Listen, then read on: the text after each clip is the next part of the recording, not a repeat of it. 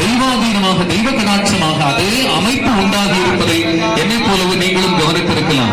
இங்கே மேடையிலே சுவாமி அம்பாள் பிரியாவிடையோடு சமேதராய் இருக்க, அம்பாள் தனி சப்பரத்தில் இருக்க, முருகப்பெருமான் இடப்புறத்திலே தனி சன்னதிகளை வைத்திருக்க, இங்கே கூப்பிடும் தொலைவிலே கூடல் அழகர் பெருமான் என்று பெருமாளும் வீற்றிருக்க, அந்த திருக்கல்யாணத்தின் ஒரு முன்னோட்ட நிகழ்வாகவே இன்று இந்த மேடையிலே நன்மை தருவார் மத்திபுரி தாய் இருவருடைய திருமணம் நிகழப்போனாலும் சிறப்பு பெற்றிருக்கின்றது இந்த மேடை. இந்த உலகத்தில் சிறந்த தொழில் எது என்று கிட்டத்தட்ட ஒரு பொது முடக்கத்தை நாம் சந்தித்து வந்திருக்கின்றோம். எனக்கு சொல்ல போனா தினந்தோறும் வானொலியில பேசினாலும் இது என்னுடைய கன்னி பேச்சு அப்படிதான் தோணுது எனக்கு. காரணம், ஒரு வருடம் எங்கும் பொது இடங்களுக்கோ பொது மேடைகளுக்கோ செல்லாமல் ஒரு வருடம் ஒரு அஞ்ஞாத வாசம் போல எங்குமே அந்த வகையில இது என்னுடைய கன்னி பேச்சாகவே எனக்கு படுகின்றது. ஒவ்வொரு நாளும் அதிகாலை வேளையிலே திருவாசகம் தொடங்கி தேவார திருப்பதிகங்கள், அதிலும் இன்று கூட வானொலி கேட்டவங்க இங்க வந்திருக்கிறவங்களுக்கு தெரியும், சுபதினம் அப்படிங்கிற பாட்டோட இன்னைக்கு நிகழ்ச்சி நிறைவு செய்தது. இது போல வாழ்க்கையில ஒரு சுபதினம் உண்டா? தாய் தகப்பன் இருவருடைய திருமணத்தை பார்த்த பிள்ளைகள் உண்டா?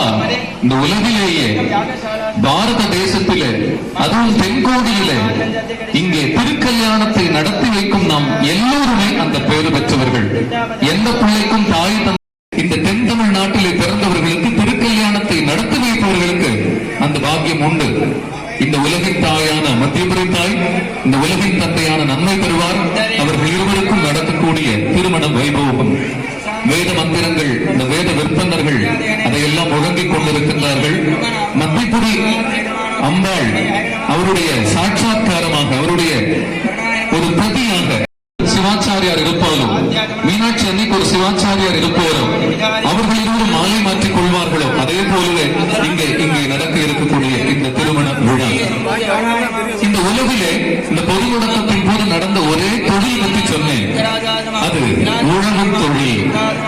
மற்ற எல்லா தொழில்களும் சீரோடும் சிறப்போடும் ஏரோடும் நடந்த ஒரே தொழில் விவசாய தொழில் ஒன்றுதான். அந்த விவசாயம் ஒன்றே மிக உயர்ந்தது என்று அன்றே நம் தமிழர் கண்டறிந்திருக்கின்றார். அதனாலேயே திருமணத்தை 1000 காலத்து பயிர் என்றான்.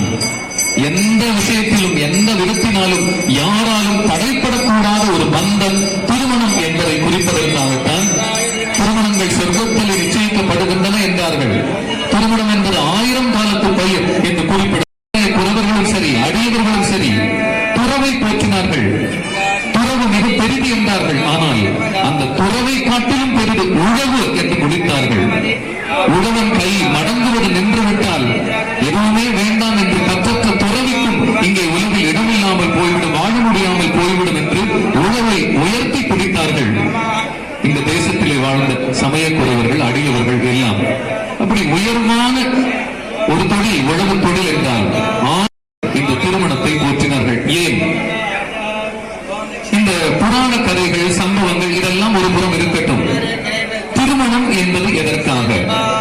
இப்போது இருக்கும் பிள்ளைகள் ரொம்ப வேடிக்கையாக நினைக்கலாம், நன்றாக படித்து லட்சங்களிலே சம்பளம் வாங்கி விட்டாச்சு, இதுக்கப்புறம் எதற்கு திருமணம் என்று ஒரு கேள்வி பிறக்கலாம்.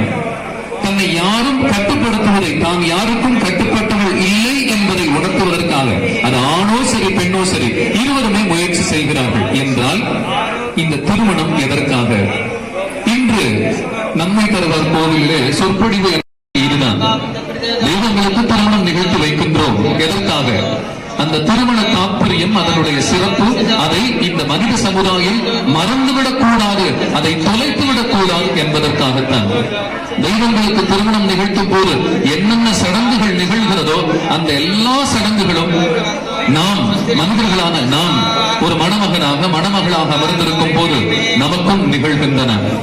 ஆக திருமண ஒரு துணை, கடைசி வரை நம்மோடு வரக்கூடிய துணை இது. 2 நாட்களுக்கு முன்னால் வானொலியிலே இந்த கேள்வியை கேட்டேன். பிறப்பு தொடங்கி மரண பரியந்தம் வரை நம்மோட உடன் வரக்கூடிய துணை எது என்று கேட்டேன். பலரும் பலவிதமான பதில்களை அனுப்பி இருந்தார்கள். அது விடை என்ன தெரியுமா? இந்த உடல். இந்த உடல் இதுவே நம் பிறப்பு தொடங்கி கடைசி காலம் வரை இங்கே நம்மோடு துணை வருகின்றது. நான் மதுரை மீனாட்சி திருக்கல்யாணத்துக்கு நிறைய ஒற்றுமை சொன்னேன். இந்த விசிறி தாத்தாவை சொல்லல. திருக்கல்யாணம்னால அங்கேயும் வந்து விசிறி போட்டு நமக்கு அந்த குளிர்ந்த காற்றை வர வைப்பார். எந்த ஊர்ல திருவிழா நடந்தாலும், எந்த ஊர்ல விழா என்றாலும் அங்கே நம் சுவாசத்தை எளிமையாக்கக்கூடிய அந்த விசிறி தாத்தாவினுடைய வரவு ஆக கிட்டத்தட்ட ஒரு பூரணமாக்கிருச்சு திருக்கல்யாண வைபோகம். அதற்கான முன்னோட்டமாக இன்று இங்கே நன்மை தருவார் கோவிலிலே திருக்கல்யாணம். முதல் விஷயம் துணை என்று சொன்னேன்.